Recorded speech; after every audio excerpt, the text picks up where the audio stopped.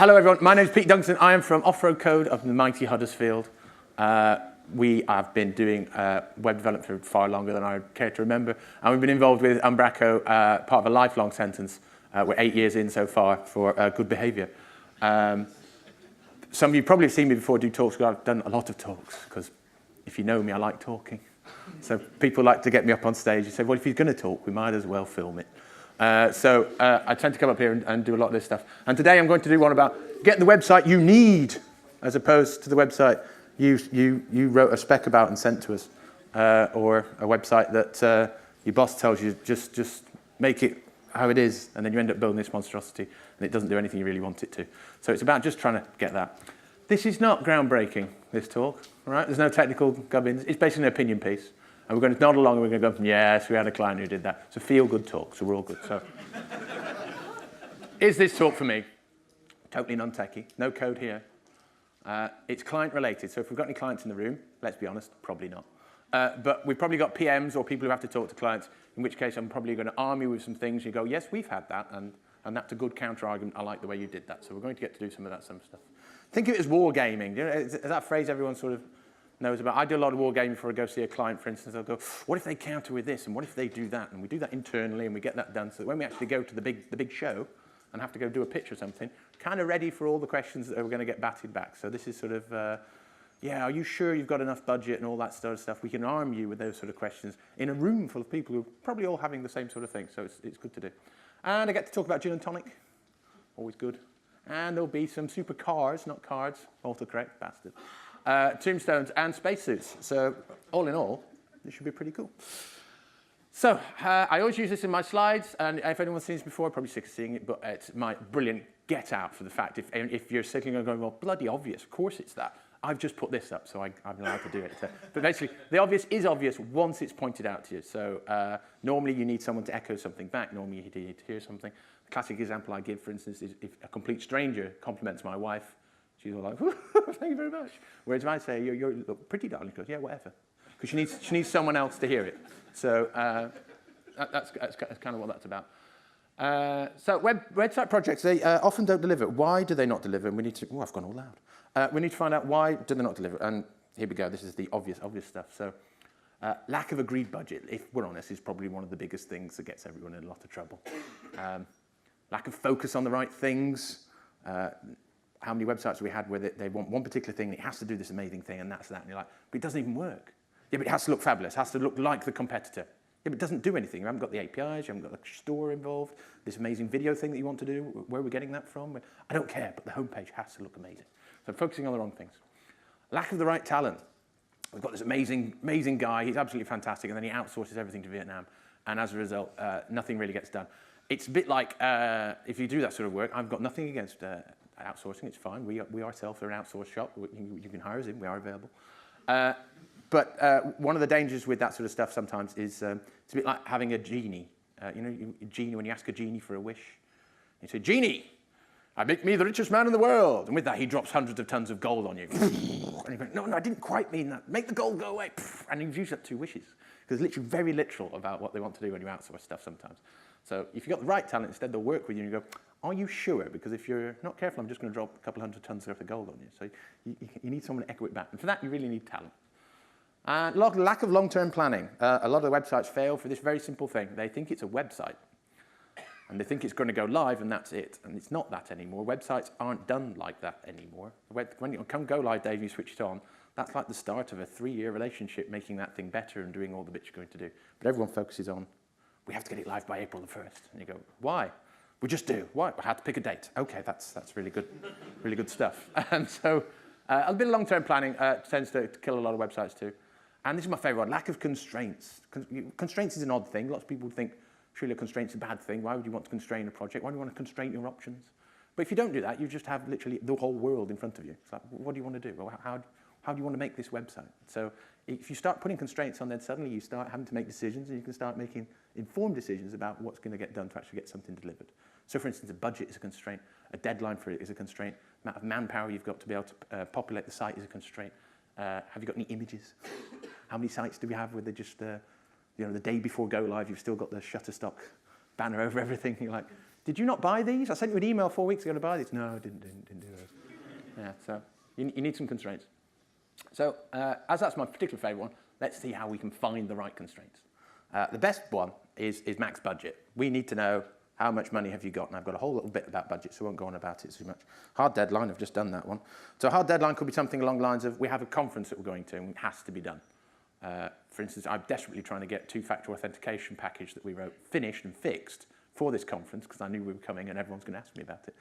And we can't fix it because it's broken in core. So instead we've done an issue. That's that one done. No one need ask me about that one now. Thank you. Or a technology choice is another one. I've got a theory about why Umbraco is so good in the UK, actually. Everyone goes, the UK is massive. Why is it so huge?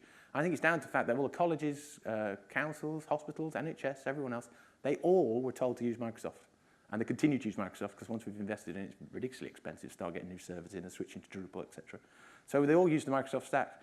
And they've continued using it after it was way not cool to be using Microsoft anymore because they're committed to it and they're still around. And those people have kept that Microsoft ecosystem going in the UK. So I think that's one of the reasons we've got. So when people are coming to us and saying, we want Umbraco, it's not necessarily they want Umbraco, they want .NET because they're still running on it and their guys know about it and all the systems know about it and we've got the servers that know about it. So it could be that you've got a technology choice. We're lucky, we pick Umbraco, it's .NET, it's not Orchard CMS, it's all good. I've moved on from bashing WordPress like I did last year, and now on Orchard, it's all good. So it could be about available staff as well. This is a really good one. The content is always forgotten on the website. They make you bust a gut to try and get all these crazy features in, and then you go, well, who's going to design this amazing things and put all the content in? Like, oh, Brian in accounts. Really, Brian? Well, I've got an intern. So all your copy for your website, your multi-million-pound website, you want to leave to Brian in accounts. Yeah, he's pretty good at writing Christmas cards. So, use constraints to shape the project, which is what we want to do, and then you can shape the project to maximize a successful build. Sounds flowery, doesn't it? And that's the problem. You use constraints. We want to make a successful build. We don't just want to build something and take the money. So that's talking from an agency perspective there. But from a client perspective, you don't want to just burn the money and end up with a thing that you're not happy with. You want to build something, obviously, that we want to deliver. And the constraints are really important. They let you get there. So let's do the big elephant in the room then, which is the mighty budget. Quite pleased to actually find a picture of an elephant in an actual room. So budget, what's yours? I hate this question with clients. I don't know why I hate it, because they really ought to just tell you. And the reason I'm dealing with this first is a lot of people are like, shouldn't there be a spec first? Shouldn't we know what the website's going to do first before? No, because everyone has a budget. They have an upper ceiling what they're prepared to spend. And till we know that, there is no point discussing anything else. We need to know what the budget is. And the trouble we have, it's got to beat all that stuff, even deadline. And it's the biggest constraint there is. But you don't know what it is. And then one of the questions we have is, well, we don't know what we want, so we don't know what it's going to cost. We need you to tell us what we want, and then we might tell you whether you're ridiculously expensive or not. But the client always has a figure in mind. It might not be the actual client you talk to. It might be the boss or the financial director. And so you need to find out what on earth that is. So one of the questions, this is from Jason Fieldman from 37 Signals. He came up with this one. He said you will just ask for a very large number and say, oh, that's brilliant. So we're talking about a £100,000 project. And they go, no, we had more like 30. And you go, finally, we have a budget. Bang, there we go. Was that so hard? We don't have a budget yet. Oh, brilliant, you have zero budget. So 100K project, 30. So that's a really handy one. So there's a difference between what you can get for 100 grand or not 100 grand or whatever arbitrary amount you've got. This is a supercar. That's me in the supercar. That's the windscreen wipers going on the supercar because I had paddles and I was trying to change gear and I hit the wipers. Which I completely forgot about until I read Doug's thing underneath the picture. So thank you for Doug for the loan of the picture and for the company on that particular day. This is a supercar. It costs £600,000. It'll still get you to the shops. It still serves the purpose of public transport of some description. This is my Mini. It costs £6,000. It will still get you to the shops, maybe. I carry a lot of spanners in the boot, put it that way. But it still works, but there's a massive difference there of a humongous amount of money, short amount of money, still a website, still a car. See what I did? That's an analogy. So you've got to be careful what you go. So if you're talking about the budget, that obviously is going to shape what kind of size website it is. And again, this budget thing, it's a real problem because what tends to happen is, like I said, the MD or the financial director will say, you've got 20 grand to spend or something on the site. And I think that should be challenged sometimes. Like, where is this knowledge coming from? Where is this arbitrary number coming from? Now, it could be that it is just they picked a percentage, or they decide that feels about right, or that's the amount they've put aside. The one I want to tackle is the one in the middle. It feels about right. How often does the owner of the business make a website? Probably every 3 or 4 years, and he hates us, because basically we take lots of money, we deliver something, and he knows we're going to come back in about 3 or 4 years. Maybe not us directly, but another agency will have to do it all over again. Another reason they hate us is the first website they did when they started their business many, many years ago cost them about 1,500 quid. And they thought, well, everyone's getting these crazy websites, we best get one. The GeoCities page we've got isn't really very good. Maybe we should invest. And the person who built that was probably the 16-year-old son of someone in the company who was pretty handy with computers. And he was amazing, 1,500 quid, absolute fortune. The second website they built probably cost £10,000. Oh, astronomical increase. But now they've really got some quality. The third website they built probably cost about £18,000. That's some serious wonga that they're now spending. And then you now turn up and you went, you need a £100,000 website. What? What are you doing? You go, this is crazy. So they give you an arbitrary figure. Well, I think 25. We should be able to do this for 25. It's like, where have you got that from? Because it's not brochureware anymore. We're not making a brochure website anymore. Those days have gone. A website needs to continually keep changing and evolving and constantly being worked on. And as a result, you need to not just have a set budget. Instead, you need to have a regular budget that just runs all the time. And they hate hearing that because it's the truth. But it costs money. So I reckon we should challenge this budget. If management are saying it, where have you got that figure from, management? And if they go, here, then at least you know where you stand and you can maybe push them on it. So what's it based on? If they've actually looked round, then that's fine. How have they done it? Probably one of the best ways to find out what the budget is, I don't know, ask people who make websites for a living. I mean, we make several a month. Probably got a good gauge of how much it's going to be. And at that point, they go, well, of course, you're going to ask some astronomically large number. I am. But if I want a drink, and I don't know what to drink, and I go to a bar, and I say, hey, bartender, I'm thirsty. If they're a good bartender, they'll go, what do you like? I go, I quite like gin. They'll go, brilliant, I'll make you a gin and tonic. Now, if anyone's ever been to a wedding and gone to a shit wedding hotel bar, it's amazing how bad a gin and tonic can be made. It's only got 3 ingredients. It shouldn't be this hard, right? You put gin in a glass. You put tonic in the glass. Not all the tonic, half the bottle, then put it to the side. It's a personal choice as to how tonic you want it. And then you squeeze some lime in. Squeeze lime in, not lemon, lime. And you squeeze it because it's not garnish, it's an ingredient.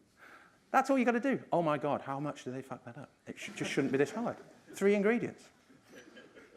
And I thought I knew gin and tonic. But then you go see a good bartender, they go, which tonic do you want? Oh, fucking hell. I thought I quite liked gin and tonic, but then now you've got to pick. Is it Mediterranean? Is it Italian? Which one do I don't know. I haven't a clue. Make me a nice gin and tonic. And that barman will then go, leave it with me. I'm going to make you a nice gin and tonic. Now, he's going to make you the one with the expensive tonic, which is going to be the best gin and tonic you've ever had. And you're not bothered because it's a really good gin and tonic. And yes, you paid £8 for it. £4 of that is for tonic. £4 for tonic. But it's a good one. But you've asked for their input. So if you ask someone who does it for a living, who knows the things, knows what options are, and they go, this is going to be a really good gin and tonic, trust me, then go with it. That's the right way to do it. So they should be asking us, how much budget should we use for that?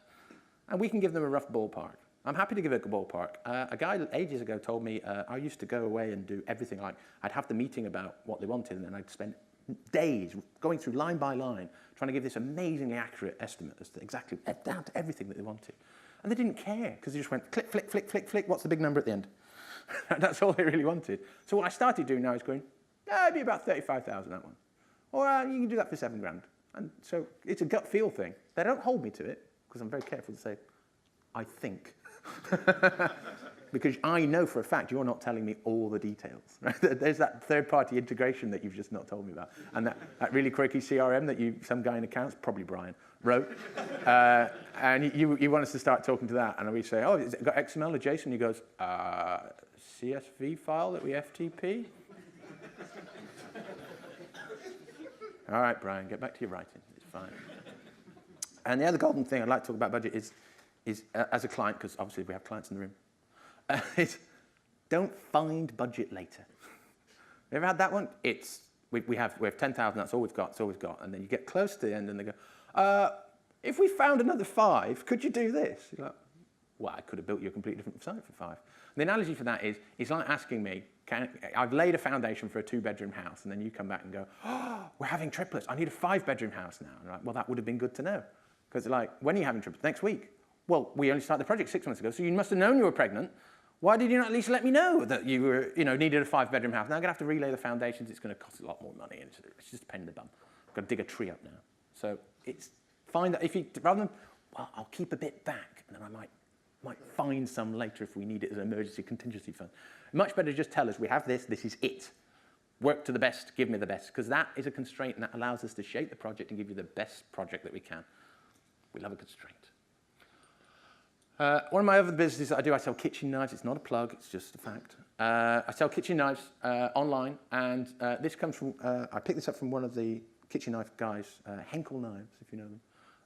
And I think it's a great quote. He said, "The bitterness of poor quality remains long after the sweetness of low price is forgotten." So again, clients want to get super cheap, bargain, fantastic. And the analogy, I guess, is it's Tesco's own brand tonic with little gin. You best be careful.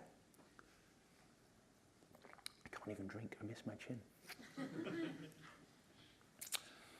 So the other one we get is, we need a website. And I go, okay, how much?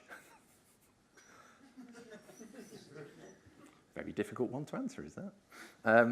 So this is not a spec. We need to find out what the spec is. It's like going in and saying, I want a holiday, please. Very good, so do I.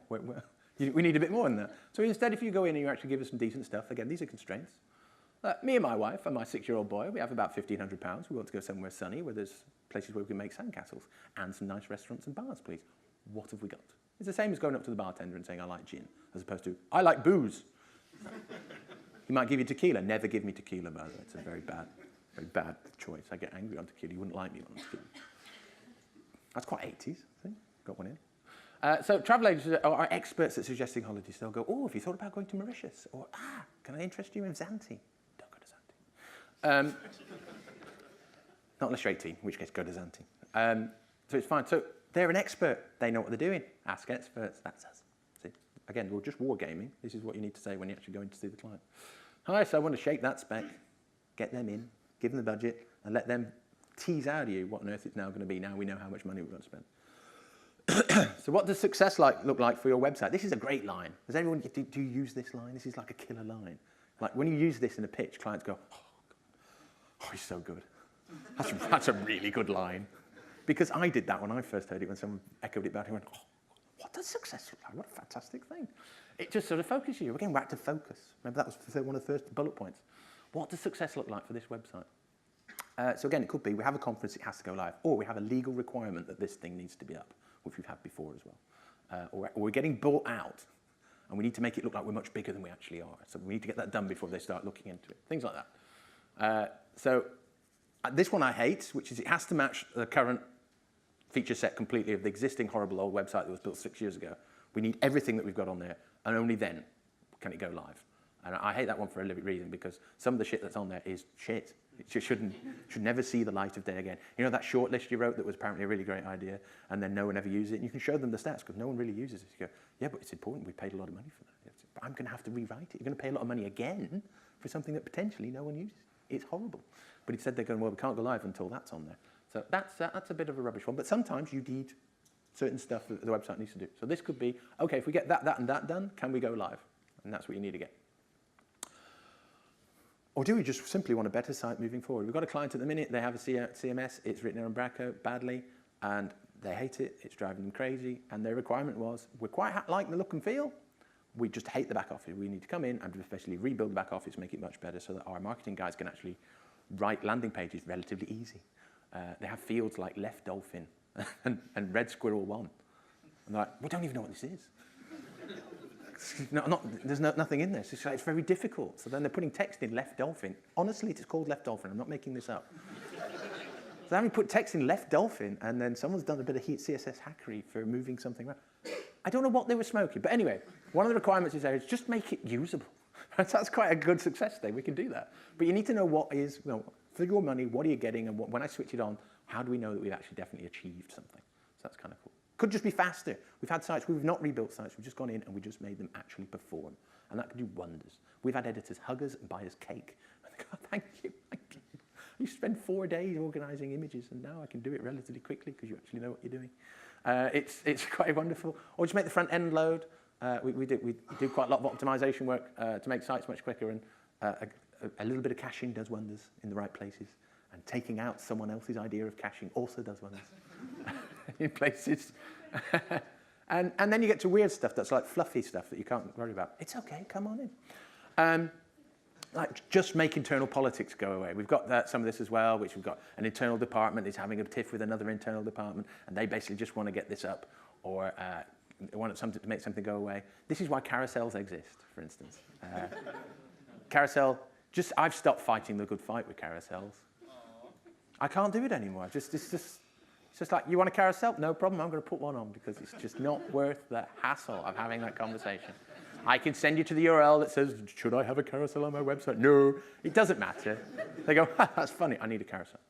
So just put the fucking carousel on and move on to something far more productive. It makes internal politics go away. That's what carousels are for. So I've got another rant about that later, but remind me, put a pin in it, and then we'll come back to it.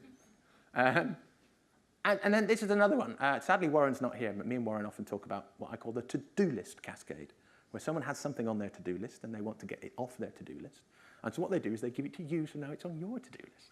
And then they don't care about it. They really don't care about it until you've done your bit, and then you fire it back to them. And now suddenly it's back on their to-do list, and now they hate you for it. Because you're like, wow, tick that off, that's fantastic, by delegating it to someone else. And then they've actually done the thing that I want them to do, and now they've put it back to me. And now I actually have to look up the thing that they did that I asked them to do. How very dare they? What do you mean I have to check the website over 2 days before launch? Oh my God, none of this works. So they hate you, so you get quite angry. So sometimes you're just taking something off the to-do list, like a new marketing thing's got to go live, or a microsite. Who the hell keeps signing off microsites, by the way? I know a lot of agencies make a lot of money off those little microsites that last 3 months, but they're soul destroying. It's just landfill. Stop making them. So what do we actually need to build? Big words there. I'm going to really ram this home. Need. It's different to want. It's different to wish. It's different to what they've got. It's need. What does the website actually need? So focus on what users need to do. So councils have a wonderful thing called top tasks. So if you're ever in the council, they're absolutely obsessed with top tasks. And then we used to be obsessed with top tasks. They used to be obsessed with, would you like to see the minutes for the local councillor meeting? No one ever wants to see the minutes for the local councillor meeting. People want to know when's the next bin day on their road. People want to know how they report fly tipping. People want to know where's the nearest public toilet. They don't want to know where the next council meeting is. So you've got to focus on what's called top tasks. And then you've got the other side of that coin, which is what do editors need? The amount of clients we come to who just go, will we actually be able to edit this bit? And you go, yeah, you better edit everything. That's quite a dangerous thing when we say edit everything, because they always find some weird text that you hard-coded in a template somewhere that obviously was never, ever going to change. Like VAT it's 20%. It's always been 20, well, 17.5 actually. It's 17.5, it's always been 17.5, and then they'd go and change it. Like, it's never been done in 25 years, they change VAT. But anyway, it's a side issue, don't worry about it. But if editors need to be able to edit stuff and create stuff, then we need to know that so we can allow them to do that. If editors need to be able to spin stuff up fast and make it look nice, then we need to do that. And that's, again, sounds like a given, but you'd be amazed how many clients overlook the simple fact that what you're building needs to be usable, not just by the users, but also by your internal staff. Because if they can't produce the things that you want to produce fast enough, we're the ones who get the blame for making this god-awful CMS. And once again, like I talked about last year, the perception then is Umbraco is awful because my guys can't produce a simple page without ringing you up and getting it to be done. You also get the other problem where they're terrified of touching it, and you end up, they ring you for text changes. Yeah. Thus going away from the entire point of having a content management system. I could have just made it static. Or basically it's a content management system internal to me to make my life easier when you ring me to say, can you make this text bold? Really? Is this really what we did? What does marketing need? I don't normally like marketing, and I think most developers have got a bit of a thing about marketing. It's normally because they ring us up at 4:30 on a Friday. We've got this offer up, it's in the paper, it's got to go, make this thing happen, we've got to do a release. I want to go get drunk. Sod you, it's Friday. But marketing to marketing, they've done their thing. So somehow you need to allow the marketing to do their thing, whether it makes landing pages or offer pages or put special URLs so they can track their campaigns and all that stuff. Dynamic telephone numbers, very exciting stuff. So you've got to make them do that. Do we know what a dynamic telephone number is? Lots of them. Kev doesn't. Right, for Kev won't. Right, so what you can do in advertising, you can put a telephone number, ring this number, everything's fantastic, or you can put a URL in, and then they go there, and then it shows a different telephone number on your website to ring.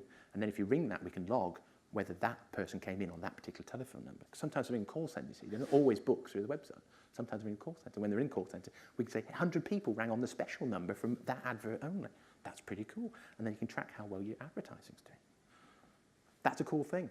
That's not a website, is it? I want a website. No, what you want is dynamic. If I could give you dynamic telephone tracking and you can find out how well your call centre's doing, would you like that, client? And they go, I fucking love that. That's brilliant. But you're not going to think of that and bring it to the table, are you? That's why you need to ask me, and I can tell you things. That's what we're doing. You're working with me. General theme building here. So focus on needs, not wants. Wants are all very well. Like, you look at the competitor, I want that. It's like, yeah, you're not going to get that. That's not really what you want. What you need is this. And 9 times out of 10, what you need is a website that just does its basic function well. Often we end up building websites that do nothing very badly. Just lots of things very, very badly. Just focus on the core need first, and then we can add some bells and whistles later. Clients, by the way, hate the phrase bells and whistles. It's like I'm belittling what they're doing. But it's just a nice way of separating stuff it really needs to do from all the other crap you're asking me to do. So it's like, helps us focus. And ignore whatever the boss wants to do. The MD dude who comes in and goes, I want it pink, damn it, it's got to be pink. Pink's our number. We love pink. I want pink. The other competitors got it in pink, so we must have pink too. Your company colours are blue. Why would you? They have moments.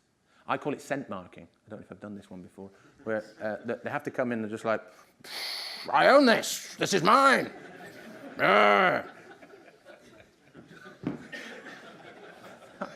Why have you done that? Why? What? They've got to come in and put their mark on it somehow. Pandas, you know, do it backwards. And the higher up the tree, the bigger the panda. I think that's genius. Evolution gone mad. So if we're doing a project, another great way of making a project work is assume an awful lot of it's never going to see the light of day. We're not going to deliver everything. This sounds really pessimistic, doesn't it? I prefer to say it's optimistic. We're going to get something up, not sure what, but it could be quite a lot. If we start really small, we could surprise ourselves. So assume everything's going to break. So you have things like CSV export in the back office. No one ever asked for that for phase 1. It's a fucking amazing thing. If you've got a load of products and someone's having to type them all in, and you can say, if I could just export these into a spreadsheet and then someone could eyeball them properly in one place in a spreadsheet which you know and love, and would that be better than having to click through and wait for a web page to load every single product? They go, oh my God, can you do that? I go, yeah, I can. It'll cost this. Go, oh, phase 2. But some stuff can slip. It's not, you know, if it's when the website first goes up, it's client-facing stuff that's really important. But the trouble with that is we never quite get back to. So you can let the editor experience stuff wait and things, but sometimes phase 2 never ever comes around, which is a bit of a shame. So again, long-term planning so that phase 2 stuff can definitely get done. APIs can wait. It simply must talk to this API that we're not actually going to do anything with for the next 6 months, but it must start logging stuff away. We had a client who wanted us to engage with a video API that wasn't even written yet. And it's like, should we not spend time doing that when it's ready? That seems like a good idea. No, we have to be ready from day 1 to switch it all on. So we burnt like a couple of weeks writing this integration layer for an API that didn't exist. And lo and behold, they changed all the API endpoints and all the signatures and everything else. Complete waste of utter time, but they insisted it had to be done. But that sort of stuff can slip. So you can actually get something up. Better get something up and then continue working on it than try and make this behemoth that will never see the light of day. Could you go live with a subset of products as opposed to absolutely, if you're doing an e-commerce site, for instance. We've got 10,000 products to put in. That's brilliant. By Monday, it's now Friday. This isn't going to happen. How about we launch with a small subset of products? Would that work? No, we're cancelling everything. It's all or nothing, in which case you're now losing money. That was the whole point. We can get some return on investment. Your existing website's awful or doesn't exist. We can at least get something up, iron out some bugs, start putting some real stuff in, get some real eyes on it. And still clients are like, no, we have to have everything on. And then Monday afternoon they go, okay, we'll just launch with 10 products because it's on my to-do list now. I have to add in lots of things, and Brian in accounts can't put the products in quick enough. So do you really need what you think you need? 2 needs in a row. Or hire someone to identify what can slip. Some of us who've been doing it a lot are really good at going, you can let that go, that go, that go, and you definitely need that. And they go, oh, that's really good. Yeah, you're right, we can. We need a bit of clarity. Because you can hire someone, a total stranger, to come in and say, your legs look great, love those shoes, love what you've done with your hair. It's back to my wife again, so I'm bringing it back around. And she goes, oh, you're perfectly right. I can say exactly the same thing, doesn't work. So we're getting an external consultant in just for a day, do a whiteboard session or something. We also do that, by the way. It's very good to be able to just narrow down and to say, you've paid me money to tell you this, so therefore it's obviously more valuable, and to tell you the blatant obvious that you already know. Oh, that's very wise, we should get him in more often. So, as an example of what you can get away with, for those that don't know, my Twitter avatar is me wearing a helmet that I bought in Florida for my boy. And I put it on stupidly and just was messing around while drunk. And then Doug took a picture of it, and now it's become my Twitter avatar. And I'm now known as Spaceman Pete. I've been an internet meme. It's not often you get to say that. It's pretty cool. The one with me breaking the internet, by the way, was horrific. Anyway, private gag, sorry. Well, as a result, the costume that came with that, with the helmet, which was for my boy, who's 6, this Halloween he went, Daddy, I want to go as a spaceman. I said, do you want to go as a zombie? Do you want to go as a vampire? He went, no, too scary. Spaceman. So I was like, oh, brilliant. OK, we can do spaceman. There was a constraint. He's a big Tim Peake fan, and the American costume that he's got has an American flag on. Sorry, Americans. And he said, I can't do that. It's an American suit. So I went on eBay and for 99p got a Uni Jack thing that I managed to stitch on. And suddenly he's very happy to be a spaceman. But we didn't. I thought I needed to upgrade his helmet. So I've got a helmet already. Wanted to upgrade it. Helmet 2.0. So we made this fiberglass one. It's bumpy and lumpy as shit. It's horrible. But we did fiberglassing over a beach ball. It's lumpy and bumpy. I'm realizing he's going trick-or-treating at night. It's going to be dark. It'll be fine. No one will see him. Must apologize. Next pictures are all, for some reason, on the side, and I don't know why. I spent 10 minutes trying to correct them up, and I went, fuck it. They're all IT guys. They'll get it. So.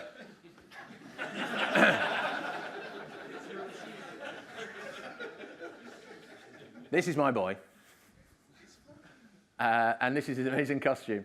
And it looks absolutely awesome. It's great. It's still a bit lumpy and bumpy. I'm not very happy with it in places. But you know what? It does the job when you knock on the door and go, trick-or-treat. Trick-or-treat. Sweet as pie. So that's what he looks like. Another analogy while we're talking about Halloween trick-or-treating.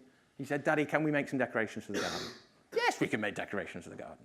So I managed to get some scrap wood that I pulled out of my old shed, and I make a tombstone. And the tombstone's amazing. That was like hours' work. My mother-in-law thinks I'm a genius. You're so creative, such a genius. Just shut it out. It's only an hour. It's fine. And all I see is all the bits that are wrong with it. I'm going, well, these bits don't match up. Look, that's a bit sticking out. Should have sanded that down. Should have filled that gap in the middle. Not even painted the back. But it doesn't really matter, because when you put it in place, man, it looks fucking good. No one needs to see all the bits about it. In fact, that one's actually bent like a banana, because it was a wet piece of wood, and then it dried out, and it just went... Kind of adds to the spooky feeling, I thought. And it also says, Helen Sleet, here lies only her feet. Should have looked both ways before crossing the street. Disney-esque. And I lit it up with a red light at night. Scared the shit out of the children. But there's an example of what you can let slip and what you can't let slip. We built it relatively quick. We got it up, I think, 2 hours, if that, for 2 tombstones. And there's loads of bits wrong with it, and there's bits you can't see, but it doesn't really matter. We can let those bits slide. It's just what the client's going to see, what's good enough to get up. Minimum viable product and all that. Also, I've invested. They're going in the loft. I'll get them back out next year, and I'll probably make another 2. And so in about 4 years' time, I'm going to have a full graveyard out the front of the house. It's going to be pretty cool. So how do you find the right talent? I'm available. Just hire. It's a nice, easy slide. You are request for proposals. Everyone know what a request for proposal is? Has anyone got 1,000-yard stare from filling one in? Just days of your life you'll never see again. I'm terribly sorry. Worst possible way to hire someone. So request for proposals, they exist for a reason, which is basically we used to get some slimy sales guy would take people out, wine and dine them. They would normally be like council people who don't really get wined and dined. They go out for dinner, they get them drunk. So we're going to agree on this. It's about £100,000 to make this one page. And they go, that seems perfectly reasonable. Sign it all off. Everything was fantastic. So people were robbing the system and basically robbing the taxpayer. So they went, what we need to do is put a system in place so that make sure that everyone has a fair stab at getting these jobs and that we get the right people in to do the jobs rather than these charlatans who are charging us a fortune for a single page. So they put in something called a request for proposal. They tend to have like 30 pages of checkbox bollocks at the front. Then they demand another 100 pages off you of proving that you've got insane amounts of insurance, insane amounts of policies and procedures in place. We have to have a recycle policy, for instance, or we cannot quote on council stuff. Now, it's a one-time deal. Once you've done it, you've done it, you've got it, you can reuse it next time. But I'm an office of 6. What the hell do I recycle? What am I meant to recycle? What, milk bottles? It's stupid that I have to have a recycle policy. It's not nonsensical.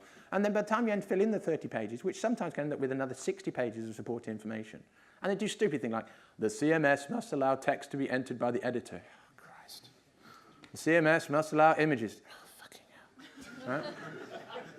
And each one's slightly different. So it's not like, oh, we'll just use the one from the last time that we spent 4 days filling in. No, you have to fill each one in again. They're a terrible, terrible, terrible waste of everyone's life. And what really ought to happen is you need a team, I don't know, who are small, agile, problem solvers, get the job done. You could go out for a drink with them, but they won't get you drunk and then make you sign the contract. And RFPs get completely the opposite people attracted. The kind of people who fill in RFPs are huge corporations who can afford to put someone on full time, just filling them in. And they don't really care. Well, they're just a machine. They'll fire out 10 of these things a week because they can. That's their job. And they might win 2 or 3 of them. And you're not getting the best talent there. You're getting the best people who can fill in RFPs. It's a bit like training for the exam and all that stuff. It's the wrong sort of stuff. So do not use RFPs. Clients, who obviously aren't in the room, do not respond to RFPs is one of the things that we potentially can do. But the trouble is, we don't get the job, do we? So we're kind of stuck between a rock and a hard place. One of the odd things I have noticed is once you are in, it's like all rules then get forgotten. Well done, you've got through there. We really like you. You actually do shit. So can you do all these other things? And we'll just bill them as if it's this. So it's like, are we now working around the system? Yes, we are. I'm all for that. So, yes, if you want to find out how to do stuff, hire someone who's good, not just on money. Again, back to Vietnam outsourcing. Sorry, Vietnam. So look at their past work. Do you like them? I'm a big fan of that. Do you work with people? Are we there? Oh, yeah, shit, right. No. Can you go for a drink with them? Always work with people if you can go for a drink with them. If you don't drink, just at least you can have a laugh with them. Obviously, not everyone drinks. Oh, yeah, and hire someone to find someone. That's another good thing. The best job we ever did, we had a guy from Newcastle called Ryan. They got him in as a consultant to actually work out all the bits. The spec we got was brilliant. The questions we were asked was fantastic.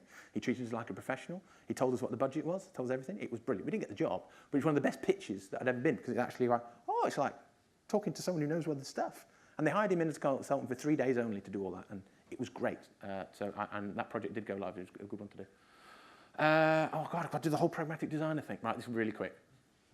Pragmatic designers do great big Photoshop things. They do one of mobile, they do one of desktop, and they take no thought whatsoever as to who the hell's going to build it or whether it's even possible. We've had stuff with smashing animations where the screen's got to shake and do all stuff, and you're like, what were you smoking? Because the client signed it off now and they want it done, and we've got to make it. But it was on page 90 of the spec that we got sent. So we can build that, fantastic. You're working your way through and go, holy shit, what's this screen shaking thing? So, oh, you got to do it. You signed up for it. Bollocks. So I hate them. They also treat Pinterest like it's a shop. You can kind of go, oh, well, Pinterest do that amazing parallax thing that works on every single device ever. I go, Pinterest have got like 400 developers, and they spent like 4 months getting that parallax working and everything. In fact, the guy who wrote that is the guy who wrote that thing that does the thing. That's Pinterest. You've given us a budget of 2 months to do everything, and now you want us to spend 8 weeks of that on Pinterest parallax stuff that has to work on every device, even really old iPads, on really old iOSes, just in case. At that point, I want to punch you. So. Designers, stop using that. Also, designers, stop picking names of products that are just right for your design to make it look balanced and right, and aren't actually the names of products that we actually need. We have a hotel with a name this big, and someone sent us a comp with, like, the Golden Hotels. If you put this in, everything goes to fuck. And they go, well, that's your fault. The web's not an app. Don't hire a designer who makes everything look like an app. The web can't do it. Keep thinking it can, it can't. Well, surely with HTML5 you can do everything. Yeah. This is why we hire a web designer, not you. But if you've done it, and a lot of clients have done it, and again, this is about making projects actually work, not fail. If you are going to get a designer in, that's fine. It's not us. That's fine. We're happy with that. But we need to know about them real quick. We need to have a conversation with them. We need to joke about the product name length thing and get all that out of the air so we can actually do it. We also need to do the thing about when we make it, if you dare take a screenshot of it in Firefox, IE, and Chrome, and then put it in Photoshop and start drawing grid lines on it to see whether everything's lining up, I'm going to come down there and bludgeon you to death. Okay?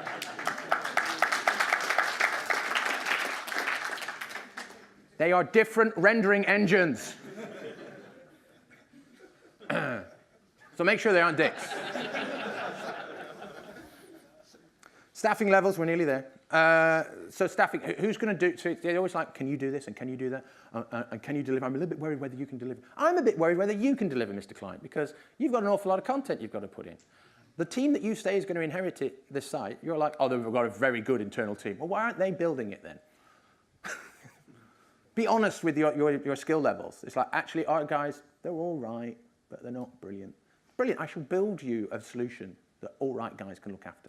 I will not use dependency injection. I will not use the latest and greatest. I will make you pretty much a vanilla build, and I'll give you lots of documentation in a way that you can then pick it up, and the guys who are all right should be able to do something. I'll do it in a way that if they search on R about a problem that they're having, they're probably going to find a solution rather than some crazy thing that you have to go look at an issue and you're waiting desperately for Jevon to write an amazing package to fix it.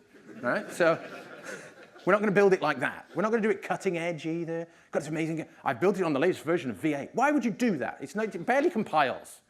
So we're not going to do that either. We're going to build it so that it can be inherited, but we need to know about that. So be honest with your staffing levels.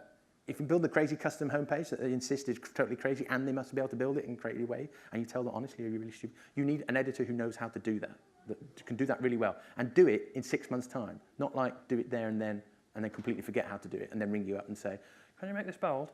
So, why have we got CNS? So you need to make sure you've got the right skill set to do that.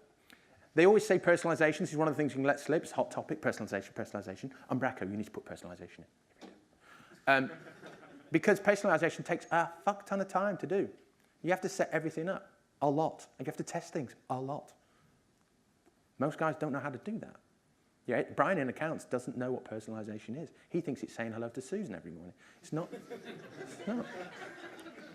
A/B testing, we should definitely A/B test this. Have you tried setting up A/B testing and running it properly? It takes a long time. And even then, the manager doesn't care and says, fuck it, do it anyway. I want it pink. So only add it in if you kind of need it, or you've got the manpower to do it. Oh, post-launch. Who's looking after the site? Expect lots of changes. Again, turn the key, we're live. Yay, let's move on to this other project. No, come back. They go, yeah, that thing didn't work, did it? Allow many, many weeks worth of coming back and polishing.